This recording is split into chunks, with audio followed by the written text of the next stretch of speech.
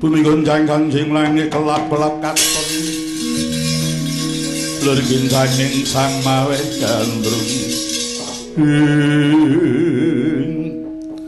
inggih Kakang Prabu nampun nderek menapa dawuh Kang Prabu Ndrawati nuwun sewu Nyai Aji wonten dawuh Kakang Prabu menapa wonten kepareng paduka menawi paduka Nyai Aji kula dherekaken ameng-ameng nyelaken Garing Astina Nyai. Inggih Kang Prabu Ista ang dawuh monggo kula dherekaken Nyai Aji.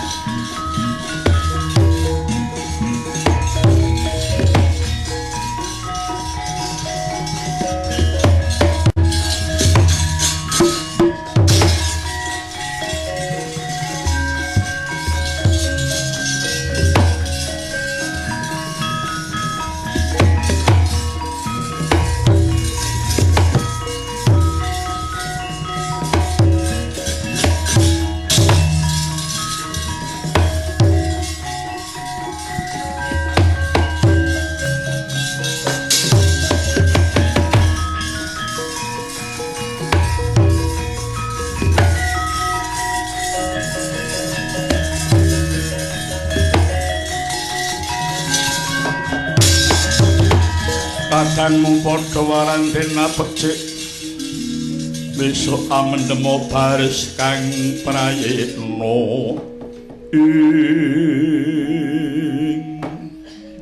niat wangening kalang yuwana klar pandamung cara tinon rekekonang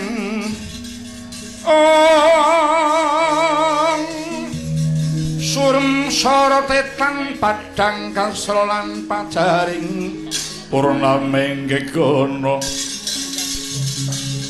sasari mangsa katiga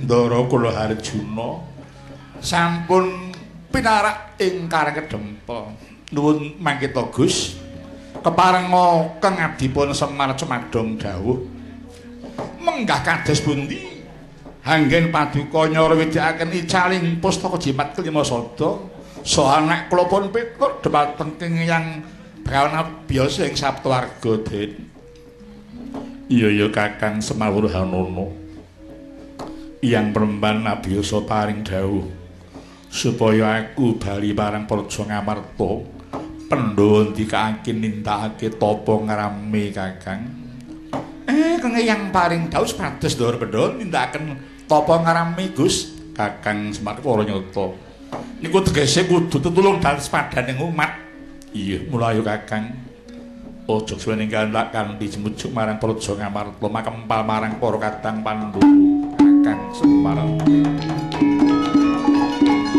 Sigra kang pala tumingal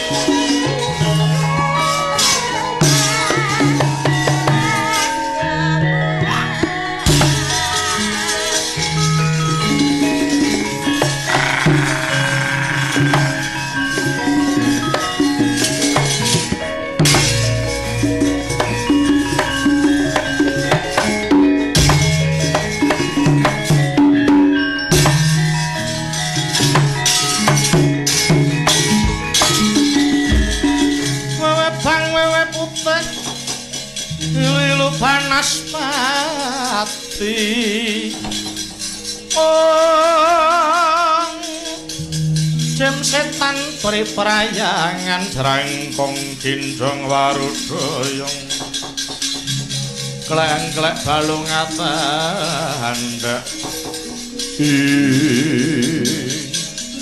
Matur Gus mantep tak takon sapa tereng aku buta bali takon ngendi dongko sapa percaya aduh junjung dongko kepala apa abam ya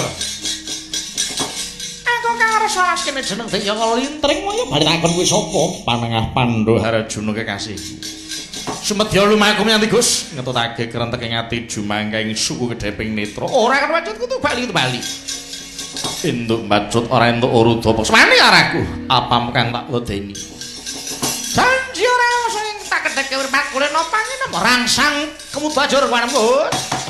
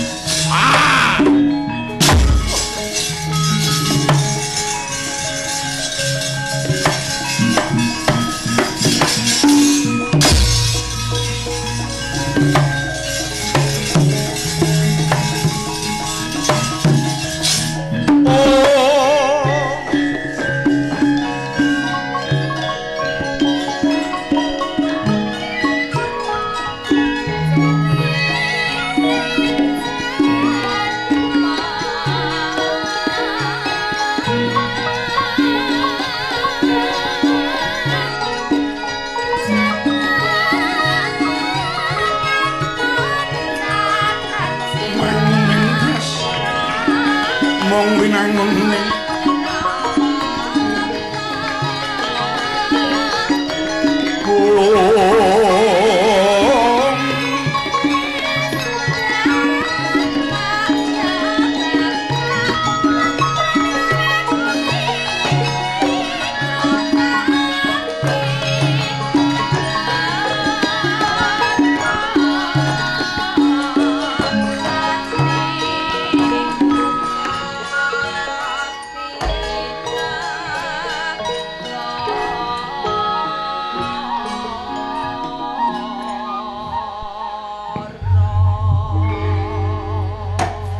kantonging paluapindha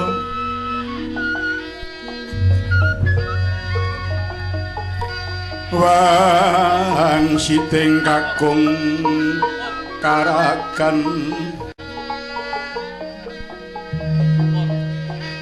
anjrah sabdaning sata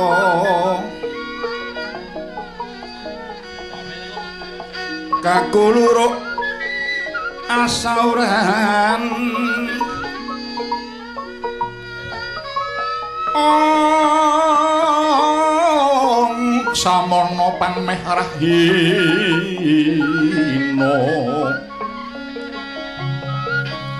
meko bangkaton sumunaran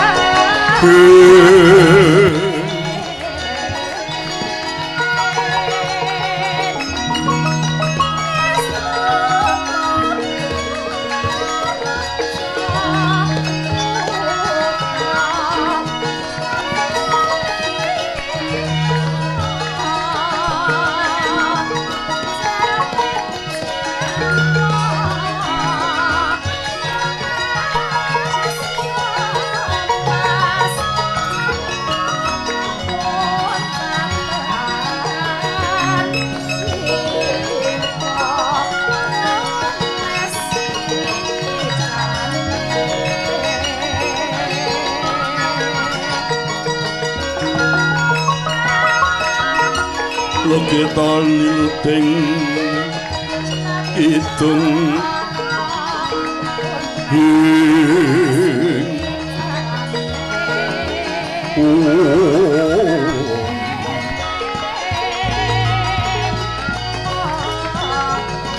katung kadering hamomong oh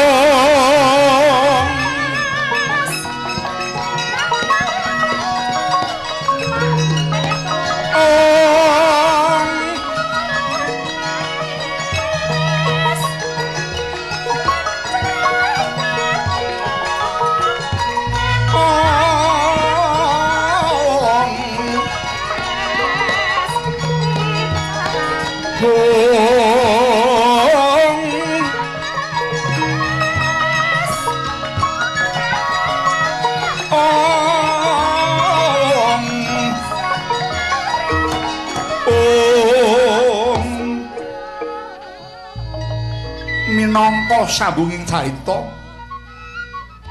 katingal gumlaring negari Ngamarta ya negara Indraprastha ya praja Cintakapura negara Kaloka gedhe padhang Jakate dhuwurku sadoh marang kuncarane kang asta pusaning praja inggih pambayun Pandhawa Prabu Puntadewa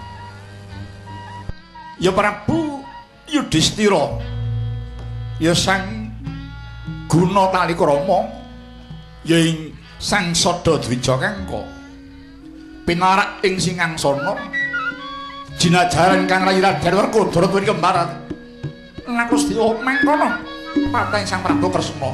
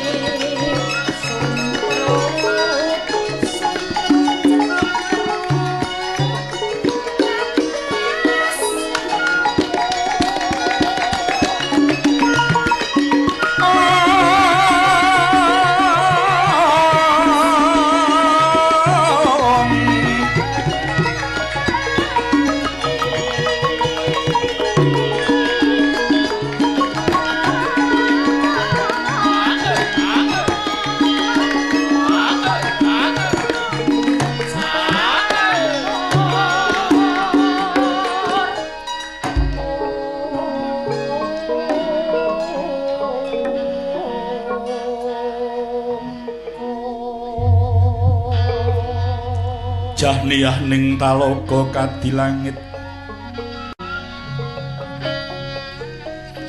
mambang tangpas ulana pamaneka wintang tulya kusumaya sumawur lumrap kang sekar kadijalada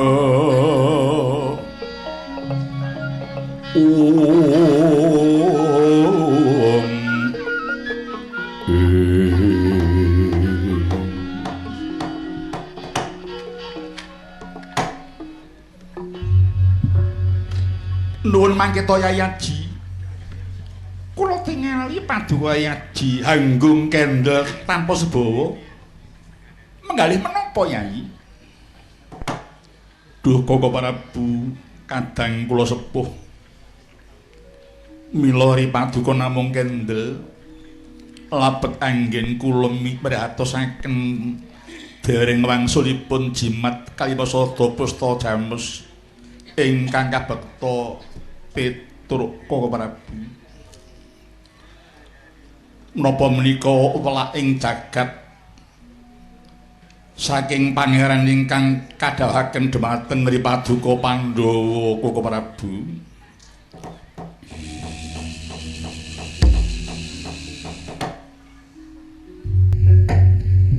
Iya, kepara nata ditengresna kakangku.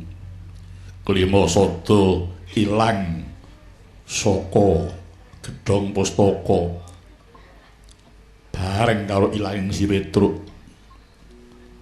Ing mangka surasaning Kalimasada dadi kiblat lan panutan saperangan akeh bebrayan Ngamarta.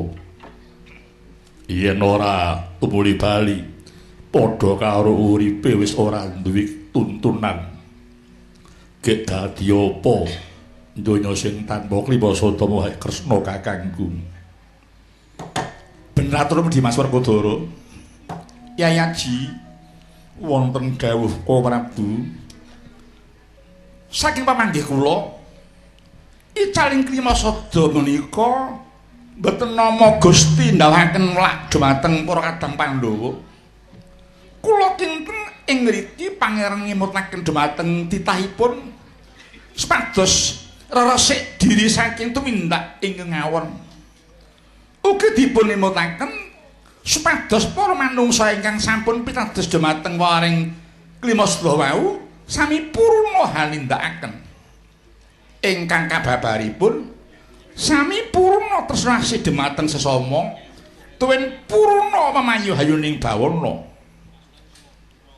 Sampun ngantos wonten kedadosan sareng sampun mangertos isi sanes Kalimasada malah lajeng kangge dak-dakan ngrisak dhumateng saming gesang menika boten kenging Yai. Kresna kakangku. Piye Werkudara sing soto minta kaya ngono kuwi menungsa sing seneng ngudhokake marang kekarepane marang wong liya. Dikongkon kudu manut karo tumindake dheweke. Dheweke ora ngerti yen penemu mau cacahe ora beda kelawan cacahe wong kuwi Dewi Kresna kakangku. Kepara bener Werkudara. Namung ketingalipun Yayaji sampun utusan Yai Kyai Harjuna swadhating Saptawarga Yai. Nggih, lurandipun Koko Prabu. Namung inggo samangki Yai Janaka dari ketingal wangsul Koko Prabu. Prayogi menawi dipun arep wis Yai. Lho nggih Koko Prabu istanaken dawuh. Long-long ing driya mangu mangun kong kanduwan rimeng.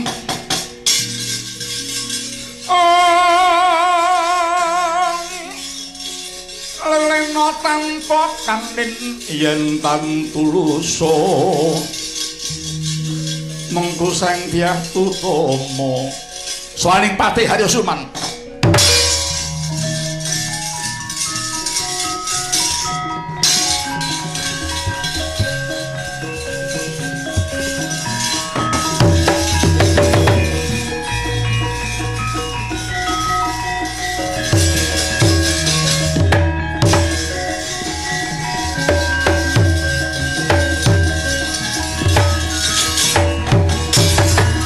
Ya dari sangka pirangmu rinangkul kinempit-empit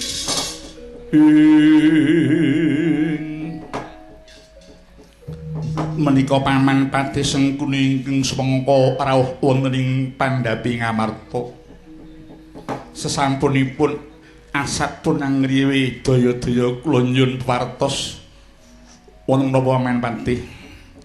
Aduh anggir anak Prabu Puntadewa ketiwasan nggih. Wekdal menika negari Ngastina kabedah ing mengsah. Narendra saking nagari Lojita Tengara nun inggih Prabu Tongtongsot sampun kelampan ngunjur ke neraka Duryudana. Kapara samangke piyambakipun badhe ngliyaraken jajan malih kaning luruk dhateng nagari Ngamarta mriki anak Prabu mila mugi anak Prabu parenga sumengka lan samapta ing gati. Aja doh melu-melu.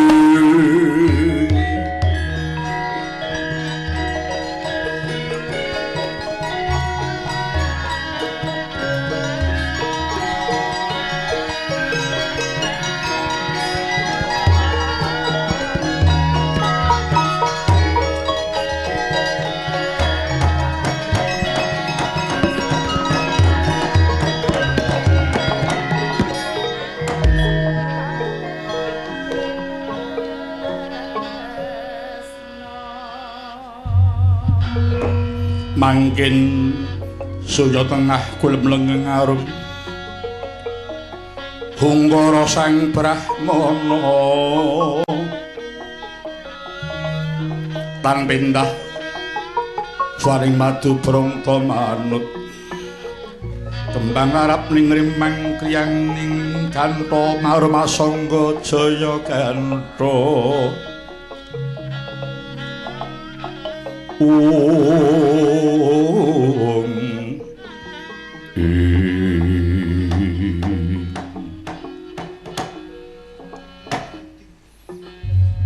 Dimas Arjuna ingkang wis bali pan pawartan inggone Siadi Swan Kangjeng Hyang Sabtu Arga nyuwun Kalidamar Arjuna nulinggih Koko Prabu Kangjeng Hyang paring dawuh wangsulipun jimat kalimasada kedah tinumbasan kanthi pandul nindakaken tapa ngrami Koko Prabu mangkono Yai nulinggih Yai KIP wonten dawuh Kakang Prabu Ndrawati jumbuh kelawan sabdaning Kangjeng Hyang Abiyasa iki Werkadara kepara wis budhal marang Praja Ngastina kang wigati bakal nundung mungsuh kang wektu iki wis lakon bedah Praja Ngastina nadyan pun Kakang babar pisan ora percaya marang aturing Sengguni sing jarene ratu mau bakal bedah Praja Ngamarta tak kira ora ana alani yen to Siadian pun Kakang sumusul marang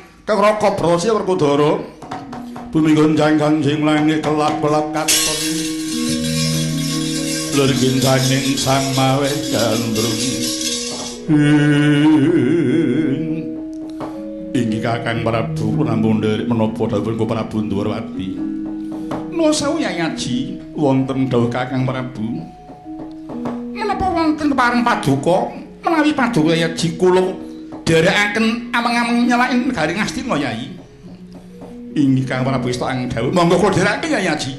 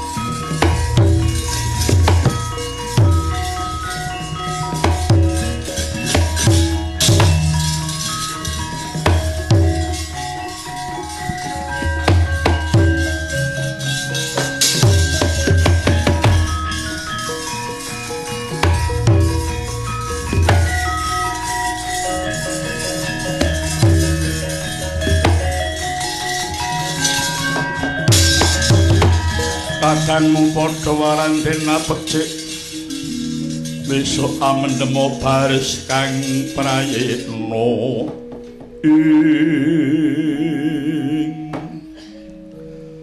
mengkoto sang Prabu Anom Jayastika wonten dawuh sinuwun perlu aku ngilingke marang jeneng para sang Prabu yen to olehku dadi ratu ening praja Nusarukmi ora suwe meneh gandeng aku iki mung kepengin mbuktekke kaya ngapa amping pustaka jimat Klimasada mula banjur tak gawa mlayu nganti teka Nusarukmi kene lho sawise aku maca isining jimat Klimasada kanthi madhep mantep jebul kang tak gayuh teka aku dadi ratu iki sing tak anggo piyandel mung ampuing jimat Klimasada ketitik sira wis kelakon kalah karo dayane jimat Klimasada jebul ora mung mandhek ana kabar bab ampuing Klimasada iki aku wis mbuktekke dhewe kehebatane mula welingku marang Sang Prabu Jayastika aja pisan-pisan kowe maido marang surasane jimat Klimasada iya luhuran dawuh Paduka Sang Prabu rong sok kejaba saka iku ketoke aku ora bakal suwe meneh dadi ratu negaramu kene iki Jayastika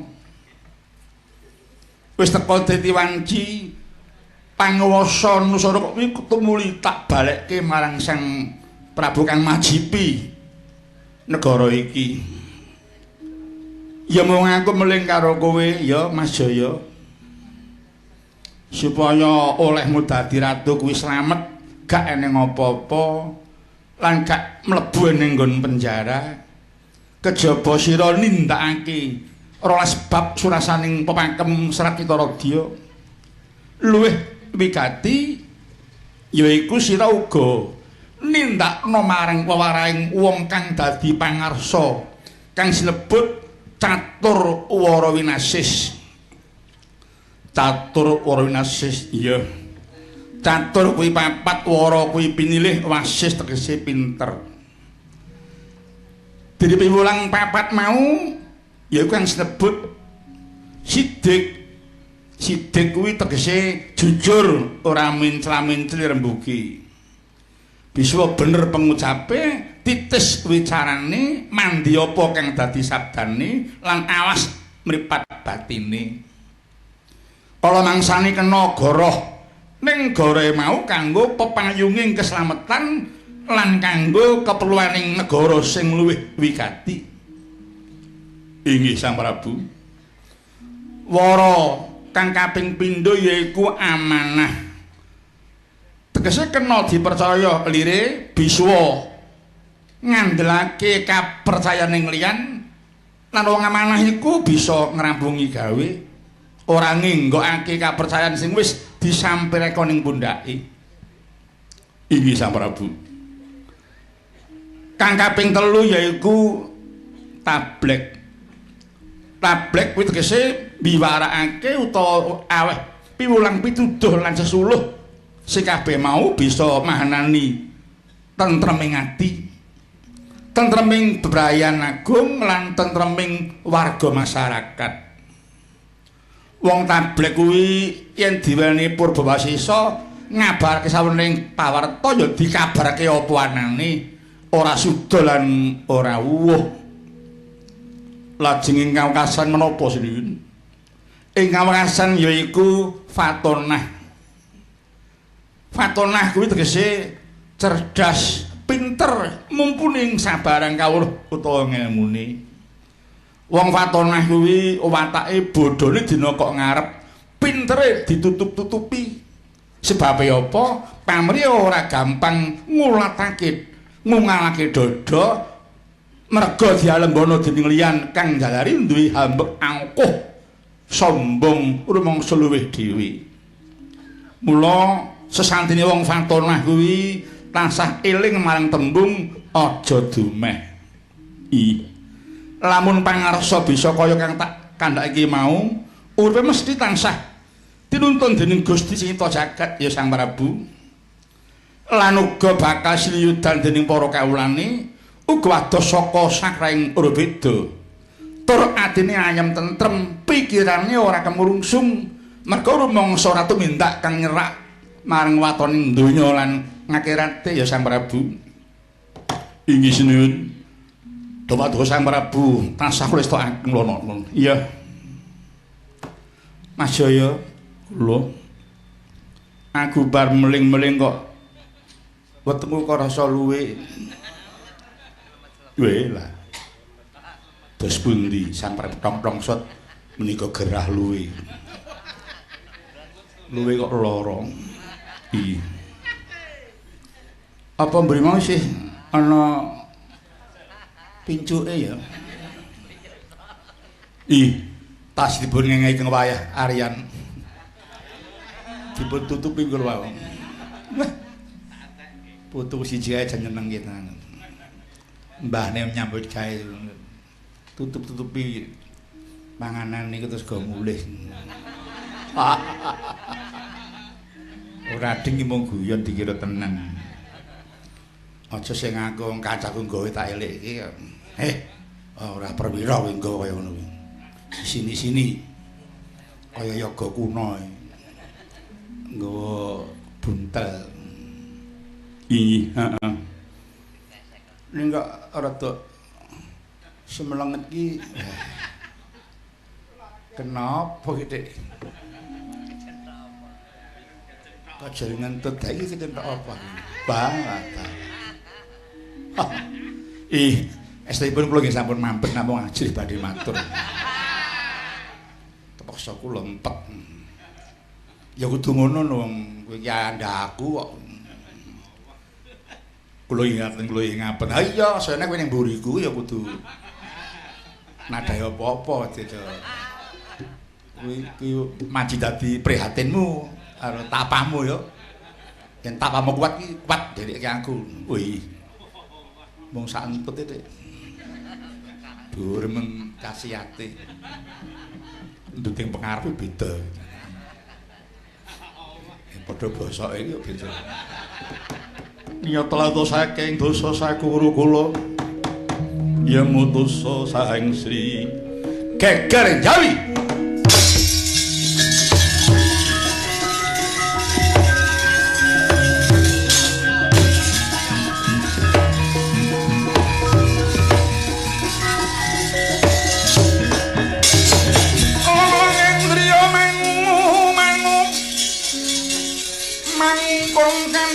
Harimang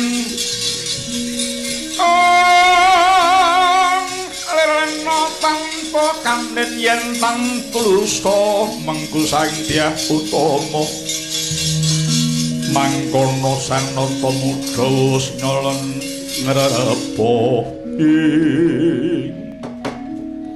ana apa bocah menggung mlayu-mlayu kathokmu nganti suwek unjuk uninga sinuwun ing jae wonten pareng muka ingkang ngandhateni mungsuh lho niki saka ngendi kacariyos saking negari Ngamarta para Pandhawa sinuwun aduh dopat saja arep naca kimpenku mong aku mau ngimpi dirubung siwur jebul mungsuh gawat teko kene Pandhawa teko rene ora urung arep njipuk sing tak gawa iki. Mula-mula aku turu ora kerasan mergo kelongan karo wong omah. Wakil ku mung guling jebule kimpet sing ora apik. Tak titeni bola bali aku anggere ngimpi kok ngising mesti kelangan. Tak titeni bola bali. Nek mung metu sithik iki kelangan sithik. Nek brol akeh nganti jutaan wong sing ilang. Kaya numusi kaya ngono. Mau lagi ngentut lho jane urung saning pamune. Sang Prabu, nun kula aja tak ngenteni Pandhawa ing Pandhawa. Kurawa kabeh luwarana. Sedika. Tak pethokne dhewe ratu iki.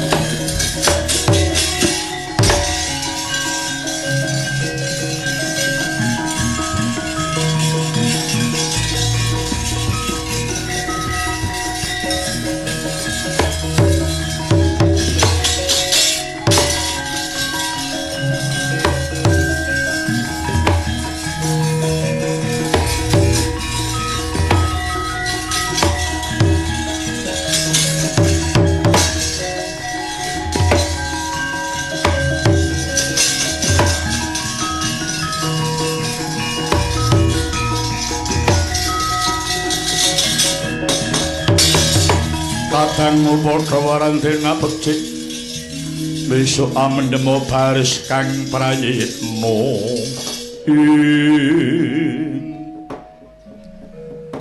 iki ana wong gagah prakosa teka ning ngarepku. Sapa jenengmu Werkudara? Wah, wis ngerti jenengku. Iya kuwi haranku. Kowe kuwi sapa? Narendra Sekala Jita Tengara. Jejulukku Prabu Tongtongsot. Ana parigawe apa kowe teka ana Ngastina kene? Aku njaluk bali panguwasa Praja Ngastina sing tok rebut lan kowe ora bakal kelakon bedah Praja Ngawarta yen durung bisa nglangkai bangkit ing Werkudara. Lho. Jagat Dewa Bathara kok ana pawartos sing ora pas. Werkudara ngawur kanggamu sapa sing arep bedah Praja Ngamarta kuwi jenenge kowe satriya sing kurang waspada. Buktine kowe gampang didukumba karo menungsa sing pengawak setan. Apa wis mingerke blatku kok aku ngrusuhi negaramu Ngerti ya Werkudara? Tekaku kene ora niat bedah Praja Ngastina. Ning aku mung dandani Praja Ngastina. Dandani jiwane para Kurawa sing wis kebacut ngoyot marang tumindak serakah. Yen bisa arep tak bilasi mbaka sithik ben bali marang dalaning kautaman dalan bener. Lah yen tumindakku iki tak anggap luput, tegese kowe seneng yen negara kuwi diiseni wong serakah karo wong sing angkara murka tumindake rutuk. Wah, jebul becik banget tumindakmu.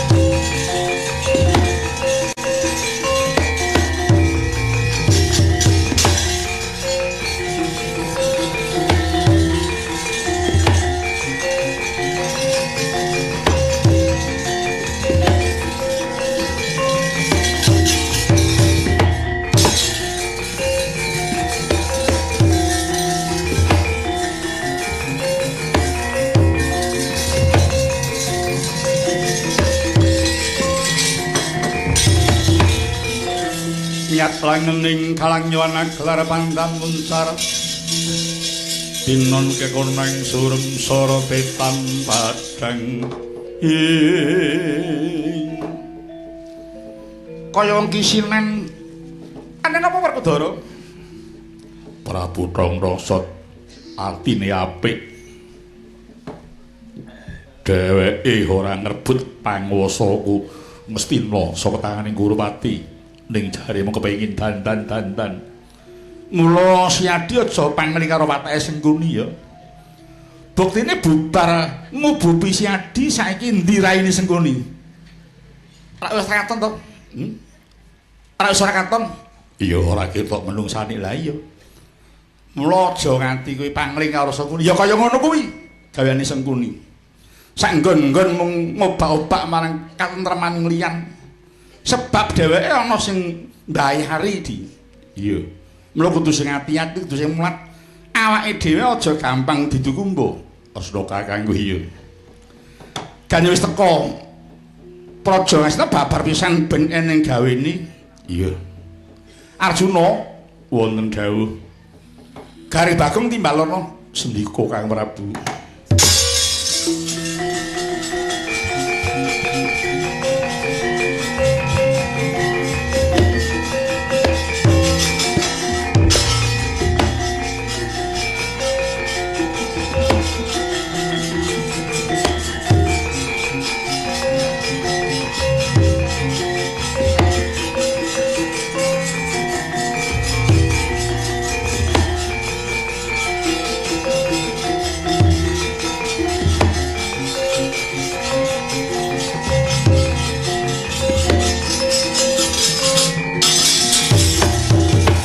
Kadangmu padha warang dena becik Desa amedmo baris kang prayitna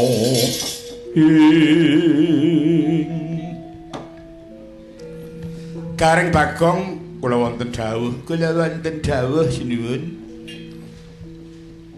kowe tak jaluk gawemu keparingipun dawuhipun des pundi mara gage kowe padha nangisa ning ngareping Prabu Tongtongset kae Garing kowe sambata yen bapakmu Semar lara banget. Dene Bagong kowe sambata yen mbakyumu bojone Petruk lunga ora pamit. Sedika.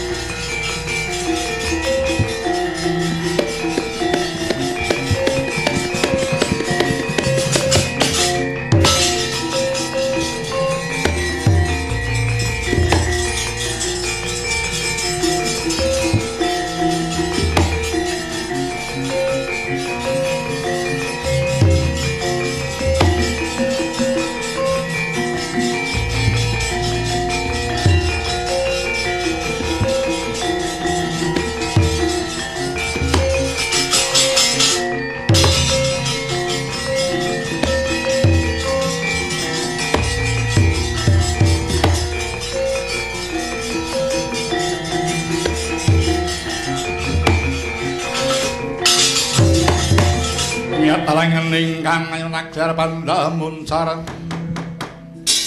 kinon kekuneng surem soro tetan dadang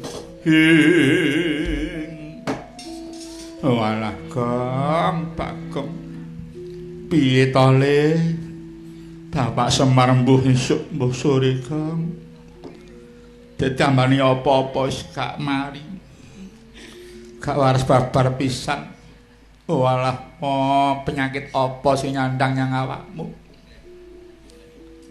lara kok malah awakmu lemu eneng wong tilik nggoroti yo entek lara apa to mo ning deg-degi ati ora omong mung mripate ketok putih tok kala-kala sok kejang-kejang sikile mo kowe linga ya mo sing duwe tanggung jawab anak apa awake dhewe bakal kelangan wong tuwa to Kang bapak piye le alah bapak kok ya ora mesake karo anak-anak iki Wis durungane gawean lara terus. Jeneng basa obat kae. Ora mesake karo sing klumpuk-klumpuk. Oleh Gagas Petruk nganti tok rewangi lara to, Pak. Oh alah, yu Mbak Yurontowati bojone Petruk. Kok mung semono lehmu tresna karo kakangku to yu.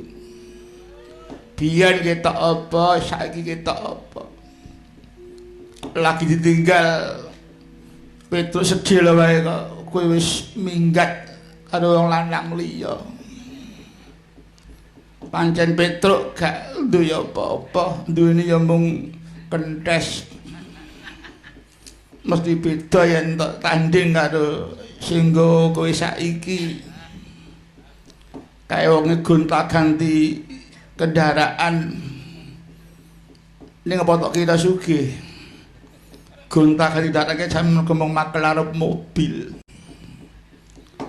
Walah yu olehmu ngawula nyang sek kok banget temen.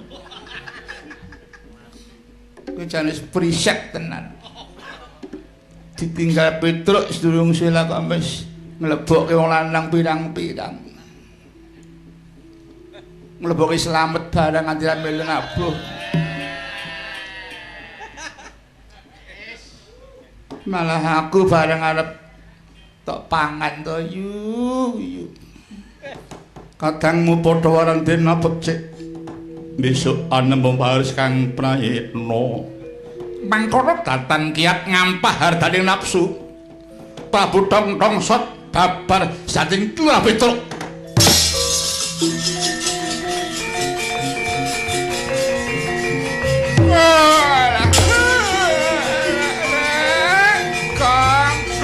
Terus, terus.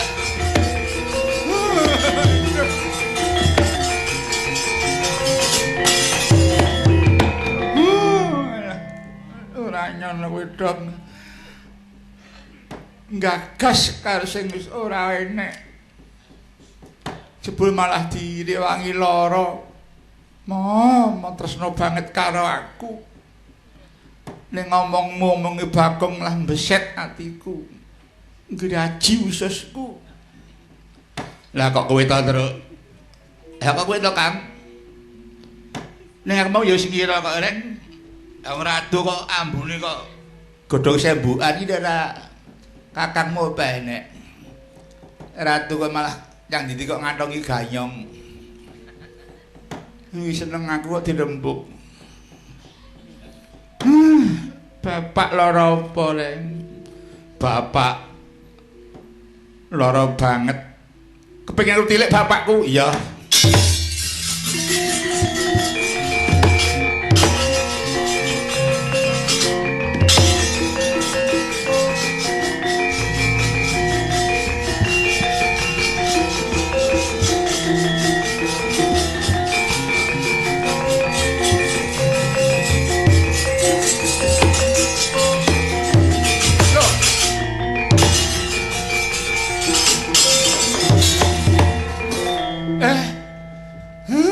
Petruk Bali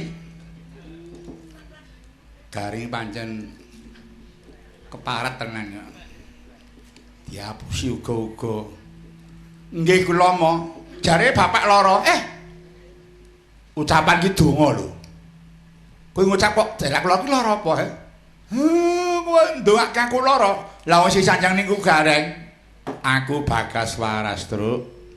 Ya mung pikirku rada kenceng merga mikir kowe kuwi. Anggere pikir kenceng gulaku munggah. Waduh. Kowe nyang ndi-ndi? Lah kowe nyang ndi to? Nggih, Mo, kula baris kursus Brakasutra terus terang. Kula kesan mriki beto jimat kelima soto. Aja sembrono.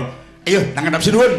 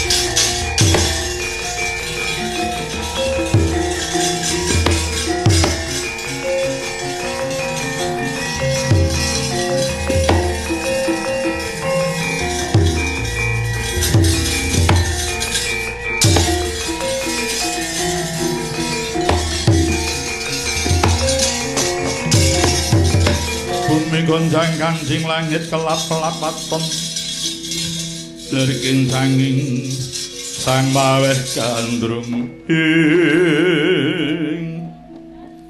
Petruk inggih kula sinuwun nyuwun pangapunten estanipun kula dados Prabu Tongtongsot kala wau. Oh, ngono. Niki.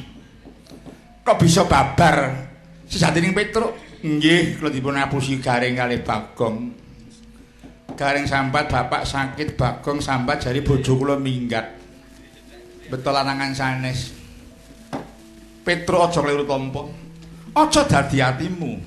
Garing karo Bagong padha tumindak kaya ngono mau. Pancen aku ingkang ndhawuhi sebab yen ora nganggo cara mengkono kesuwen ngenteni marang balimu Petruk niki mongko uwuh-uwane tumindakmu lan tumandangmu ya wis bisa dirasake dening kabeh bebaran agung mulane ora aneh saiki para kang padha nyekel panguwasa wis padha tumindak becik ora tumindak nyeleng maneh marga saka tuntunanmu ya Petruk. Wah, sembah nuwun sanget. Sabab para kawula wis padha maspadakake lan para kawula ora wedi-wedi ngelokke marang sapa wae ingkang tumindake ora bener. Inggih matur sembah nuwun. Dene para Gusti kula sampun saged ngraosaken dumateng krida kula. Ih, mboten ketang klungsu-klungsu kula nderek udus nuwun. Lan kowe bisa dadi rantu bareng kuwi pinalari persajan kemawon sinuwun estanipun kula ngakeni bab ampuhipun jimat kelima sating kula beto sak menika sinuwun kasunyatanipun menawi dien ginakaken kangge bab kesaenan lakar dayani saestu kok Sang Prabu kados sinuwun Duryudana dipun welehaken kaliyan tumindakipun piyambak sakmenika dados pakunjaran mengkono kok kebangetan temen oleh mudhasya marang Kakang Duryudana Petruk. Menika saestu mindak kula kok sinuwun Prabu Duryudana dipun ketingalaken piyambak kaliyan tumindakipun. Gandeng wis malih jatine wujud apa iya isih dimilik marang Klimasada. Wah, babar pisan mboten. Kula sampun ngraosaken Klimasada mila sampun ditiwanci kedah wangsul kanjeng agem. Monggo Sang Prabu keparenga nampi menika wangsul jimat Klimasada.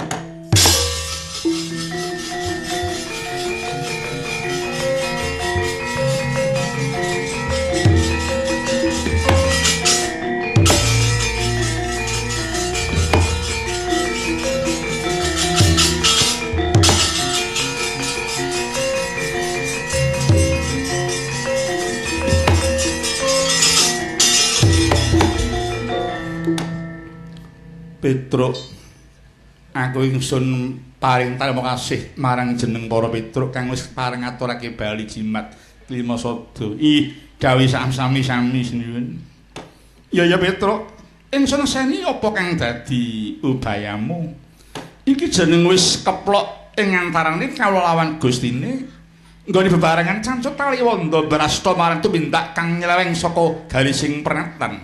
Ih. Kang mengono Petruk wanci bali marang para Jangamarta kumpul marang para warga maneh ya Petruk. Ih ngestaken dawuh sinuwun. Mugi-mugi gesang kula ngantos pecah saged tansah caket kalian piwucaling agami ingkang karesik ing jimat Klimasada kala wau. Gusti muga angijabahi. Werkudara resana sakabeh reget. Iya.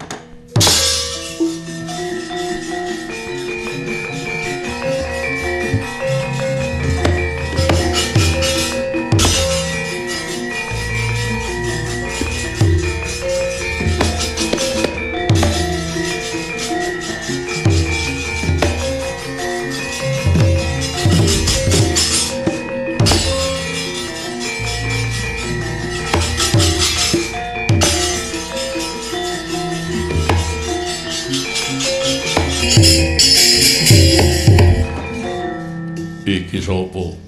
Iki kula pun Justika saking Nusarekmi. Paduka sinten? Aku Werkudara. Duwe karep apa? Madosi Sinuwun Prabu Tongtongsot Wis badar wujude bali malih Petruk meneh. Oh, ngaten. Iya. Mula panguwasa negara Bali marang tanganmu. Nusara midadi wewengkonmu. Nggih. Ya mung tak jaluk kowe tansah tak elingake. Tumindak sing ala jepuk bajutke.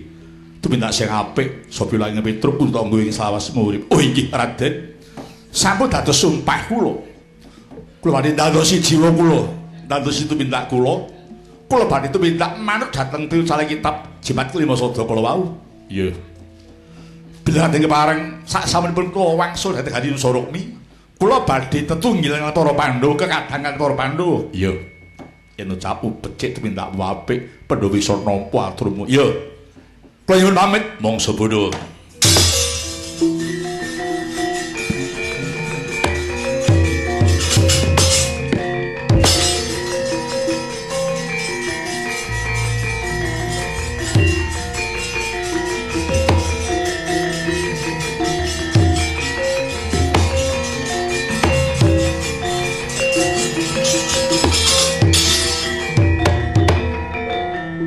Ndara Bratasena Kakang Semarapa sampun wuru ing Reh Bantayuda nggih Gus menika sampun paripurna anggenipun anak Petruk dados ratu